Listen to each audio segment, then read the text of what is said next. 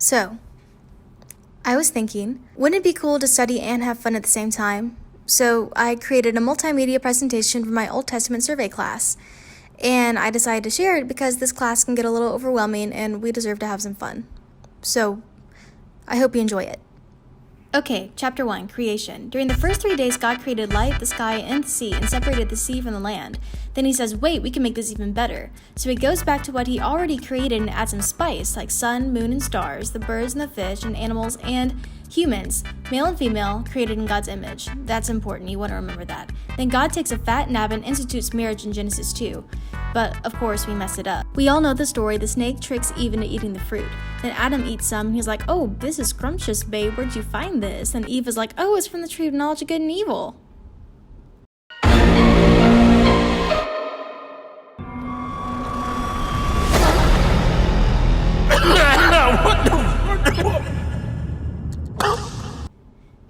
And now they're banished from the garden and their destiny is death. But God promises Eve that one of her descendants will get rid of the snake for good, so that's pretty cool, I guess. But until then, things aren't doing so great. Cain vibe checked his brother and people began doing some pretty terrible things like ripping the mattress tag off of mattresses or filling water cups with Coke instead. And that got so bad that God had to start over with Noah. Even after that, humanity didn't learn their lesson and they tried to build a tower out of pride. But God took care of that and mixed up their languages, and that's why we have the Duolingo app. But there's glimmers of hope. The serpent is going to be defeated for good someday. Seth isn't vibe checking anyone. Noah was righteous. And in the Tower of Babel story, Abraham's lineage is mentioned. So, to review, God is the main character in this great story. Creation doesn't happen in a linear fashion, and if the first 3 chapters of Genesis describe creation, chapters 3 through 11 are about rebellion. Sweet. Let's keep going. Chapter 2, Covenant. It's like a marriage vow. A long time ago, there was a guy named Abram that lived in Ur, and God told him to take his family on a road trip away from Mesopotamia. A lot of stuff happens with Abram, so I'll stick to the important stuff. He and God have a covenant ratifying ceremony where God promises land, descendants, blessing, and favor. God passes through the animal halves as a smoking pot and fire, but Abram didn't pass through the halves, so that makes the covenant unilateral. Then God changes his name to Abraham, which means father of a multitude, and he gets that fulfilled with his son Isaac. His family grows, and if you want to read up more about that, here's a chart, but I'm going to keep going.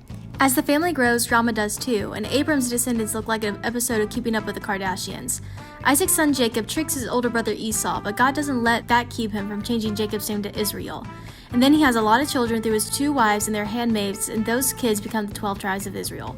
One of those kids was Joseph, and he got sold into slavery by his brothers, and later he had 2 kids of his own with funky names.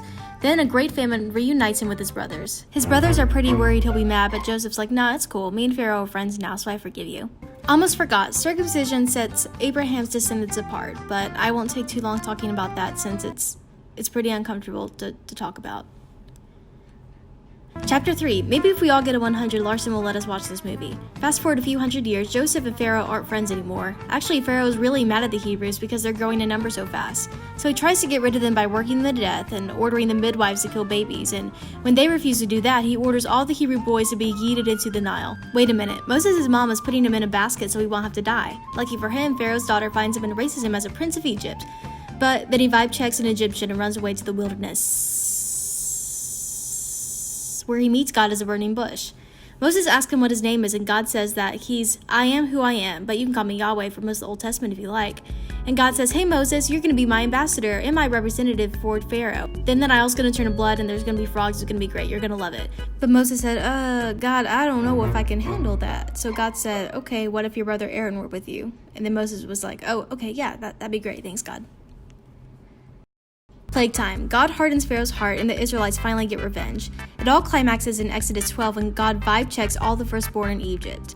So the angel of death doesn't get the houses mixed up. The Hebrews paint their door frames with blood. Now it's called the Passover. Long story short, Moses parted the Red Sea. They all sang a cool song about it, and Moses became a best-selling author by writing the first 5 books of the Bible we know as the Pentateuch. One of the most famous lines is, I am the Lord your God, who brought you out of Egypt.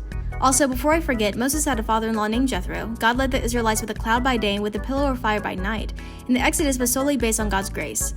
So, we can go straight to the Promised Land, right? Wrong. There's some rules to cover first.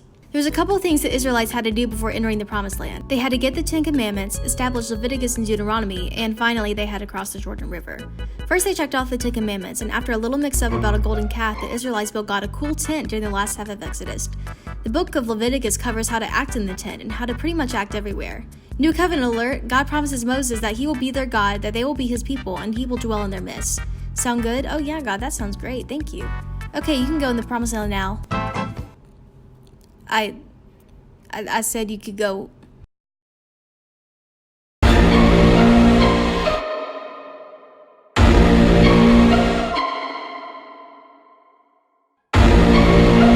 Let's try that again. This is where Deuteronomy comes in. God reestablishes the rules of Leviticus and adds some new ones for the new non-rebellious generation. It's pretty much a terms and conditions type thing, where God promises blessings for obedience and curses for disobedience. So can we live in the promised land now? I mean, yeah, but you're all gonna mess it up in chapter 5, which I like to call the yikes chapter. This is Joshua. He's a good guy. He parts the Jordan River, and with God's help, he overthrows the city of Jericho in just 7 days. We're still in the good news book because we're still looking through the lens of the promise of Abraham at the terms of Deuteronomy. It's time for foils. Let's look at Rahab versus Achan. Rahab was a Canaanite prostitute, but she helped the Hebrew spies, so she and her family were spared.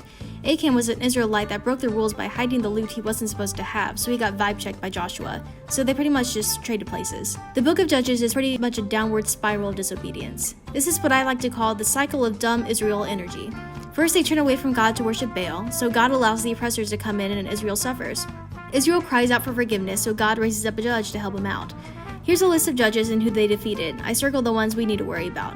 Let's hit the highlight reel. Deborah was pretty much the only judge that didn't have dumb Israelite energy. Gideon started out pretty well, but then he threw it all away by worshiping an ephod.